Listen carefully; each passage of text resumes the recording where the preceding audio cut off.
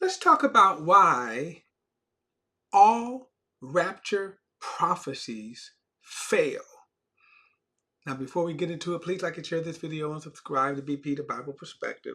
And as always, if you have a thought or comment, add it to the comment section below. All comments are welcome.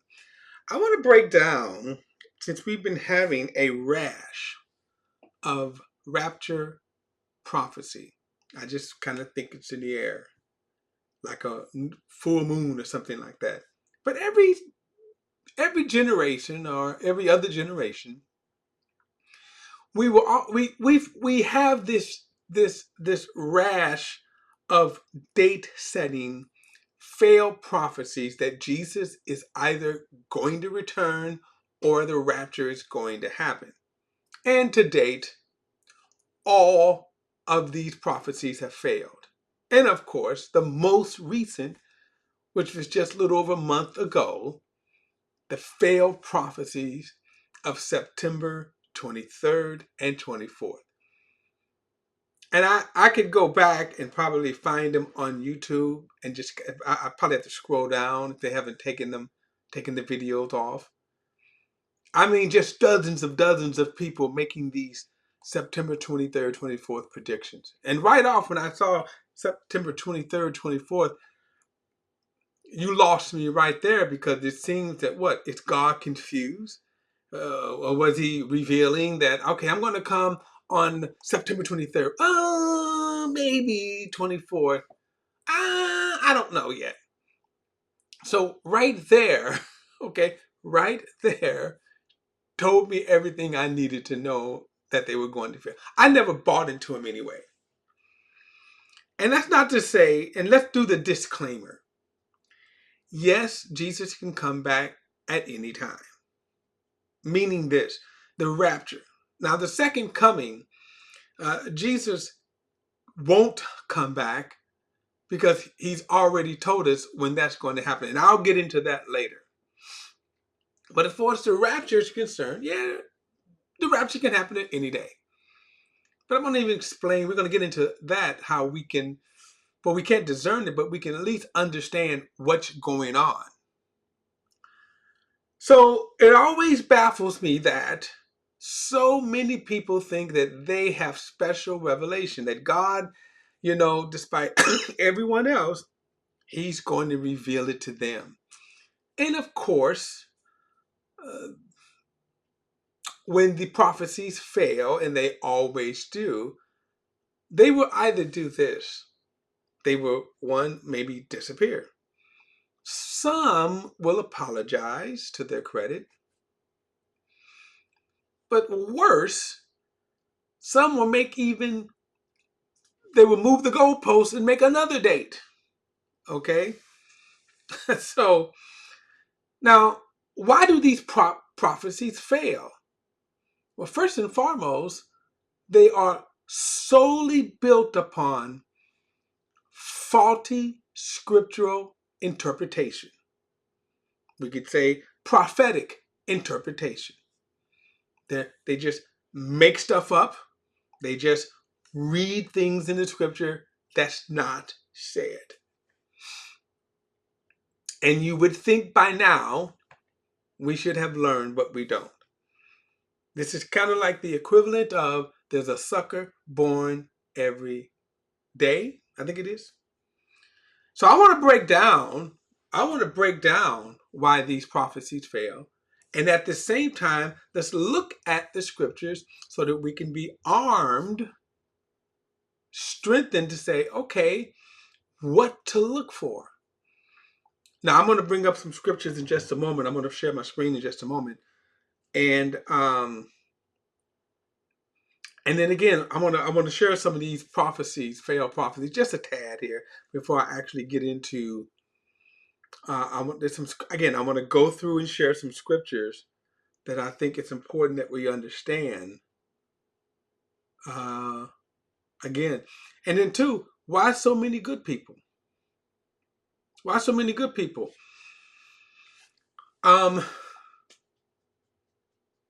I've been a Christian for 47 years. And I could tell you that back in my early days, men that I greatly respected, they thought we was not going to get out of the 80s without Jesus coming. Now, they never set dates. They just, this was their opinion. And I think that's, I'm going to say that's acceptable. That if you think you figured out some math, and a lot of times people do that, they figure out math, they do some fancy ciphering of days and all that.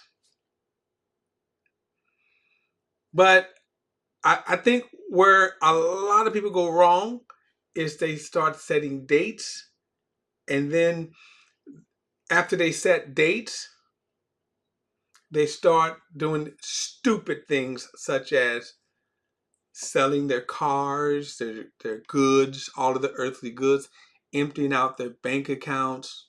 Like, why, if you think the rapture has happened, why do you care? Why do you care that your bank account is full? But anyway, and sometimes they give them to the pastor. That's another thing. That should be another warning sign, but it's not. So those are the kind of lunacy things. They quit their jobs, and divest all of their investments. Okay, that's the craziness of it.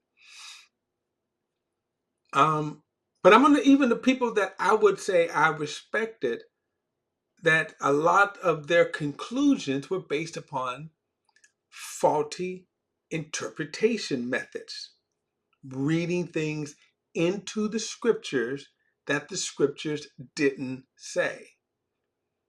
And that's the problem. So let me share my screen, and let me show you. All right. So this, I'm not going to focus on him, but he seemed to have gotten a lot of attention because he said the Lord told him that September 23rd to 24th. As I said, when I even heard that, I said, okay, your God is confused. Does he not know when he's coming? So which is it, the 23rd or the 24th? And as it turns out, both dates were wrong anyway. And then, of course, I don't follow this guy. I don't, but I think a lot of people did. But he's not the only one. As I said, there were dozens of people who made September 23rd, 24th predictions. So he's not the only one. But some of these clips I'm getting ready to show you here, these are some of the afterwards. Okay, a couple of them are on the very day of the supposed rapture, like September 23rd, and then the others were, oops, it didn't happen. Here we go. People were selling their cars and others were benefiting from it, as seen in this viral video with nearly 10 million views. Hey, to the person who sold me their car on September 21st, this is September 24th and the rapture didn't happen, you're not getting your car back. Another side of the hype, I kind of like that one. You know, I look for people. Well, I didn't really look, but I was open to people. Hey, if you want to divest a lot of your stuff and give them to me, I would have taken them. Owners worrying about what would happen to their fur babies, as the Bible doesn't make much mention of cats and dogs.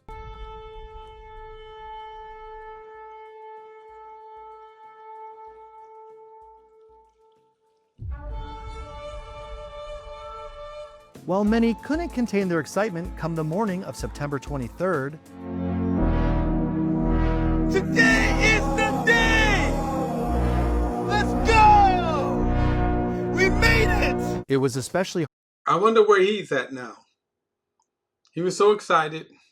He was in rapture. He was in rapture position. I wonder where he's at now. for true believers when they found out it didn't happen and they still had to go to work. The TikTok account Rapture Clownery Archive has collected many of the disappointed reactions. To my brothers and sisters who are watching for the rapture right now, Don't give up hope. Don't give up hope. Jesus is still coming. And as we approach, So his statement is, duh. The problem is you miscalculated. You bought into a lie. the end of the day, it's looking like it's not happening, y'all. I'm not gonna lie, I feel foolish. I feel dumb. It is. You should feel dumb and you should feel foolish because these things happen over and over again. November 23rd, and we're still here. And I'm fine with that. The dates in question. What do you mean you're fine with it? Why did you accept it in the first place? And with those last three, I really want to address, okay, here's what not to do. To have this false hope, to have these hopes dashed. Especially if you went a step further and, like you say, and gave away all of your stuff, quit your job. And there are a lot of people who did that. Now, this video here, I'm not going to go into all of it. But the reason why I'm showing you this video is because the lunacy doesn't stop. This video just came out at the time of this taping here. Look at this. Here was a guy. Here's the title of the video, 26 Reasons for Hanukkah 2025 Rapture in 10 Minutes, right? So that's the name of the video. And this is 7 hours ago he posted this. So now here's another prediction. Here's another prediction. Okay? By the way, I did comment on it. Let me kind of show y'all. I don't know if y'all can see that right there. But I commented on that when I found it today. At some point, when will gullible Christians stop swallowing made-up false prophecies? Not one point validates his idiotic claims. Failed September 23, 24 didn't convince you?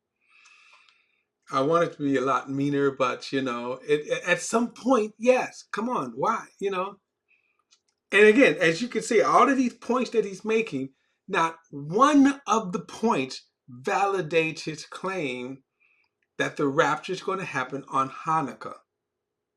Now, let me tell you another reason that, which is funny to me, that since he's bringing this up for Hanukkah, the September 23rd was supposed to have been the Feast of Trumpets. Why do people think that Jesus is regulating his prophetic returns according to the Jewish calendar or the Jewish Mosaic law? And especially when it comes to the rapture, when the Jewish population makes up, I can't even tell you what kind of percentage. 1% of the total population of the Church of Jesus Christ. In other words, the church now is overwhelmingly non-Jewish. It is both Jew and Gentiles, with a vast majority being non-Jewish. What we call Messianic Jews, those who believe in Jesus. So now, why do you think Jesus is going to regulate then the Jewishness side when the vast majority, by the way, the vast majority of the people may not even know the significance of these, what you may call festivals and the feasts. And like here, Hanukkah. Okay? All right. So let's go to the scriptures here. Now, what I want to do is I want to showcase two scriptures. There's two scriptures that's going to be kind of the foundation of what I'm going to study. I'm going to share some more, but Matthew 24 and Ephesians 2 are going to be the two foundational scriptures. Now you may say Ephesians 2, wow, is there a prophecy in there? not indirectly, but when we get to it, you'll see.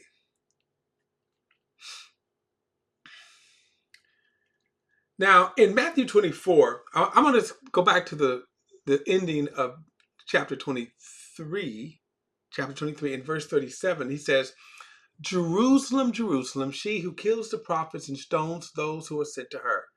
How often I wanted to gather your children together as a hen gathers her chicks under her wings, yet you were not willing. See, your house is left to you desolate. For I tell you, you will never see me again until you say, he who comes in the name of the Lord is the blessed one. Now, one of the problems that I have with people, I remember I told you about how a lot of people surmised, or even to this day will say, that Israel becoming a nation in 1948 was a major prophetic fulfillment. And thus, they started attaching a lot of prophetic timelines to that. So one was, since Israel became a nation in 1988, then the next faulty misinterpretation. Remember, all of these prophetic failures are based upon faulty methods, interpretations, I'm going to get it right. Faulty interpretations, method of interpretations, okay? Every last one of them. So here's one that Israel actually becoming a nation in 1948 was a prophetic fulfillment. I'll get back to that in a moment. And then secondly, there is this, well, a generation is 40 years. So since Israel became a nation in 1948, and since a generation is 40 years, well, 1988 should have been the rapture date. Well, there was a guy who wrote a book, 88 Reasons Why Jesus was going to come in 1988. And obviously, this fool, after 1988, what does he do? He moves the goalpost and writes another book, 89 Reasons Why Jesus is Coming. See that? Again, so the stupidity is never ending here.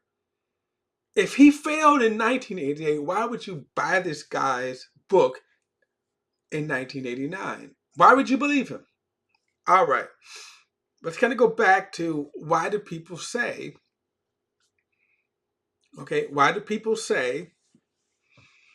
that Israel becoming a nation in 1948 was a fulfillment of prophecy? Well, as we get into Matthew 24, I don't know if we're going to get that far, but I might, since I've kind of opened the door. But they're going to say that the parable. In fact, let me slide down here, and here it is. This is why people say that in 1948, Israel becoming a nation. Okay, watch this. And as we go through these scriptures, let me say this. Pay attention to the details. See, remember I said that every one of the failed prophecies are based upon faulty methods of interpretation. And here's one. Look at this. Verse 32 says, now learn this parable from the fig tree. As soon as its branches become tender and sprouts leaves, you know that summer is near. In the same way, when you see all these things, recognize that he is near at the door. I assure you, this generation will certainly not pass away until all these things take place. Heaven and earth will pass away, but my words will never pass away. And so this is known as the fig tree. So somewhere, somebody inserted Israel was the fig tree. And then they said that if you now see Israel become a nation again, that generation will not pass until Jesus comes. Will not pass without Jesus coming. But as we can see, it said no such thing. Jesus said, learn the parable of the fig tree. He never said the fig tree was Israel or represents Israel becoming a nation again. He just didn't say that. But people have read that into this statement here. Faulty methods. Now let's go back and now let's read this again. Verse 37, Jerusalem, Jerusalem, she who kills the prophets and stones those who are sent to her. How often I wanted to gather your children together, the hen who gathers her chicks under her wings, yet you were not willing. See, your house is left to you desolate. For I tell you, you will never see me again until you say, he who comes in the name of the Lord is the blessed one. So this would be a pretty significant sign for Israel if you want to attach some interpretation, some fulfillment. So in 1948, did this happen? Did they say, blessed is he who comes in the name of the Lord? All right, let's continue to read now.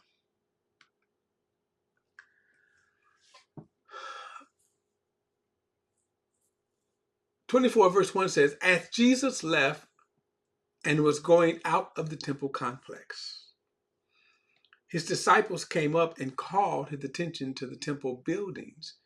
And then he replied, don't you see all these things? I assure you, not one stone will be left here on another that would not be thrown down.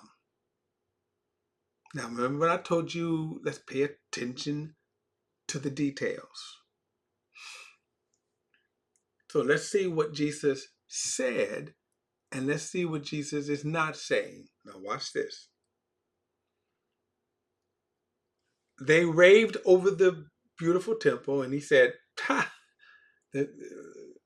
there's coming a day when all of this is going to be rubbish. Now we know this came to pass in AD 70, an important date. Verse 3. While he was sitting on the Mount of Olives, his disciples approached him privately and said, tell us, when will these things happen? And what is the sign of your coming and of the end of the age? Let's kind of go back and look at what he asked. So there was 3 questions that's asked here. Tell us, when will these things happen, or what things? He just told them that the destruction of the temple. So that's the first question. When will these things happen?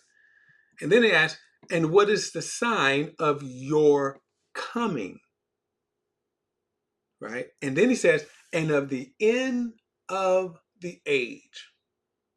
So watch that, the end of the age.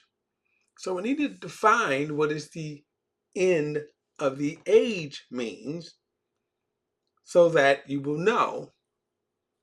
So Jesus is going to tell us. Well, now let's go on. So there's 3 questions that he's answering in this discourse. So verse 4 says, then Jesus replied to them, watch out that no one deceives you. For many will come in my name, saying, I am the Messiah, and they will deceive many. You're going to hear of wars and rumors of wars. See that you're not alarmed, because these things must take place, but the end is not yet.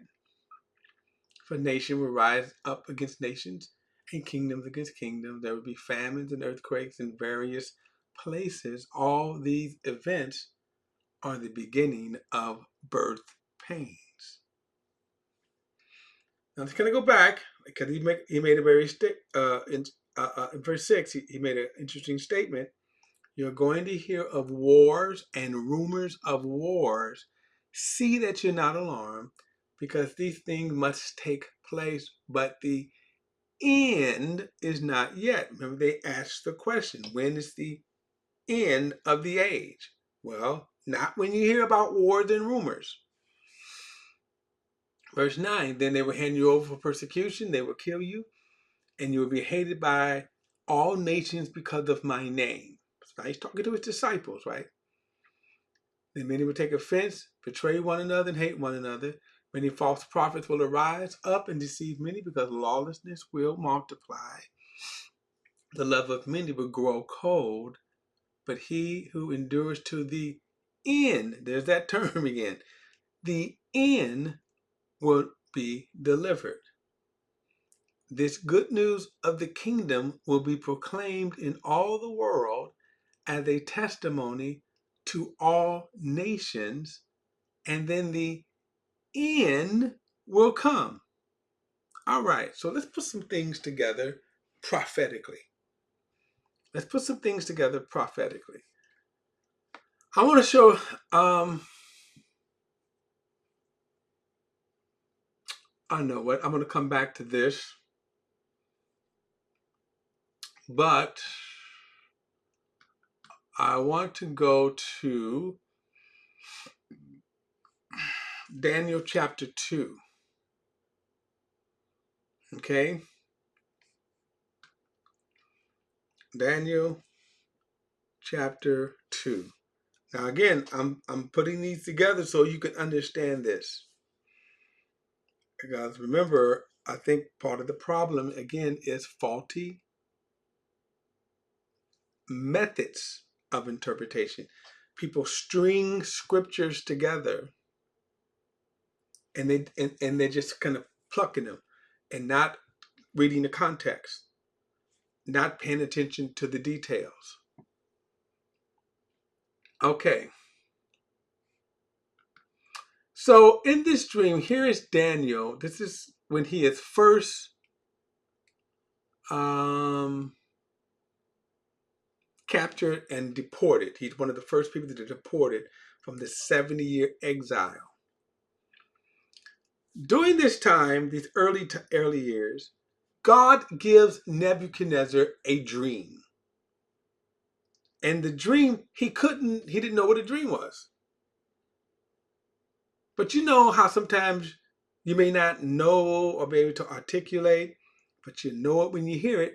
You know it when you see it. But none of his magicians could interpret. So basically the king said, tell you what, tell me the dream, and then I know you can interpret it. And they was like, oh, king, come on, no one can do that. He says, all right, you're trying to gain the time. He said, if you don't tell me, I'm going to kill all of you all. The king, I said, okay, he issued the decree, kill all of these magicians. They finally came to Daniel, and Daniel was like, I tell you what, just give me some time. I'm going to go see God. He went and saw God, and he came back and he said, hey, you know what? God has given me an interpretation. They rushed Daniel in before the king. And then the king, he tells,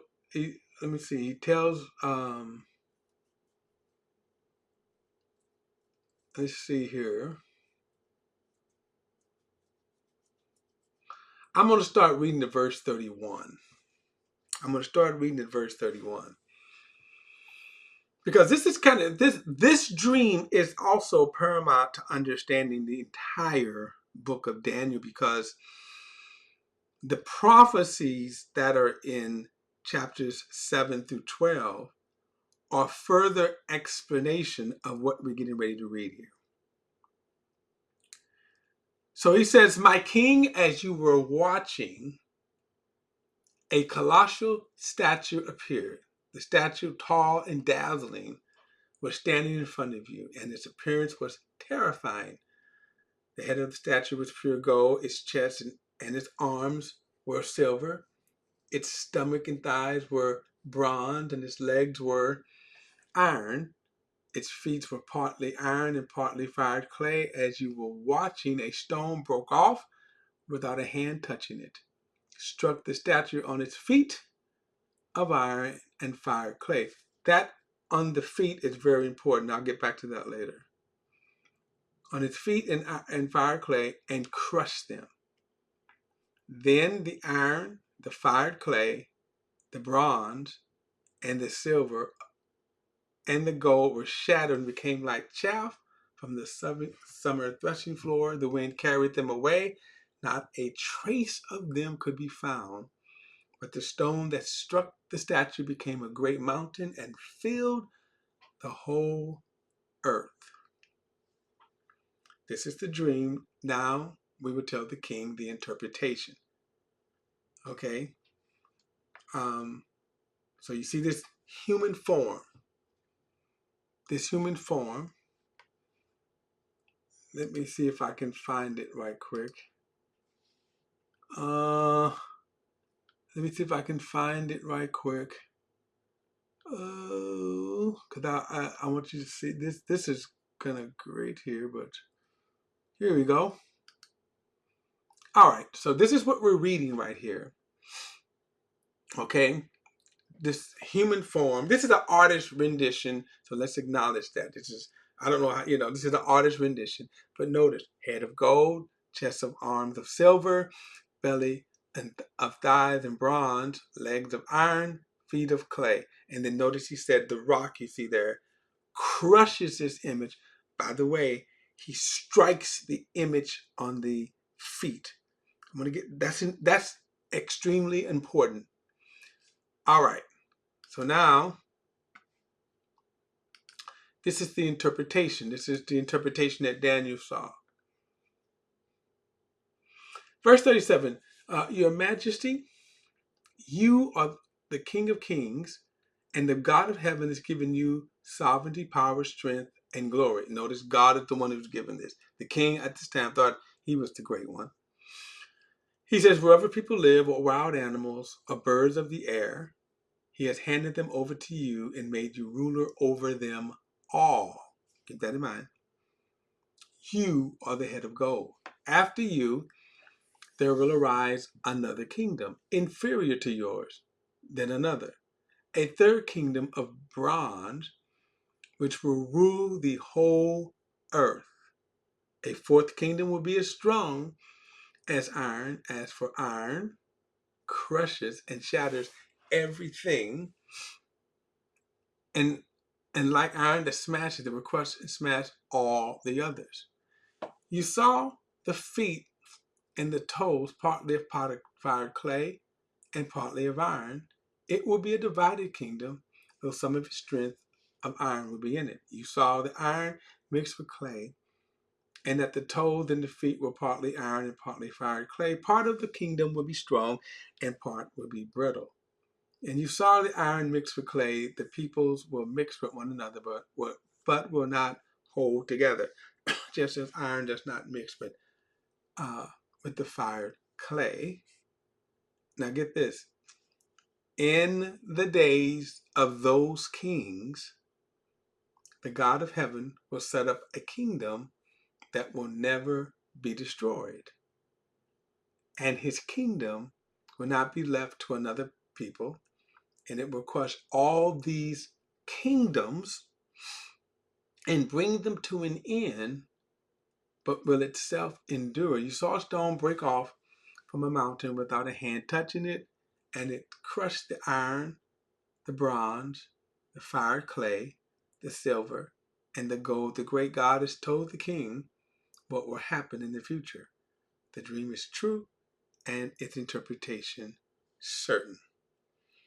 So here is a prophetic picture from Nebuchadnezzar's day right up until the second coming of Jesus. Notice in verse 44, in the days of those kings, what is that? The toes, the feet. In the days of those kings, the God of heaven will set up a kingdom that will never be told. So here's the thing that is explicitly told, simple, the second coming of Jesus Christ. And we told what's going to happen when Jesus comes. It's going to set up his kingdom that will never end. Now, what needs to be understood is throughout Scripture, we have different details to understand this. So what we're looking at here that Daniel told, and this is important, what Daniel told was that this human form, which represents 5 world dominating kingdoms from Nebuchadnezzar's day until the actual second coming of Jesus. The rock comes, and notice it strikes this image, this human form, man's kingdom. Now, this is important, man's kingdom at its feet. That's the timing. That when he strikes at the feet, that's the timing of those kings. So he's not striking the chest. That would have been the Mede and Persian kingdom. But he strikes at the feet, this last world dominating kingdom, which we later will know as the beast, the man of sin, that last kingdom. Now, the reason why this is important to understand this, because remember when Jesus said that all these things will not happen, but yet the end is not yet. Remember the question that the disciples asked him, when is the end of the age? Well, now, what is the age that he is referring to? The time of man.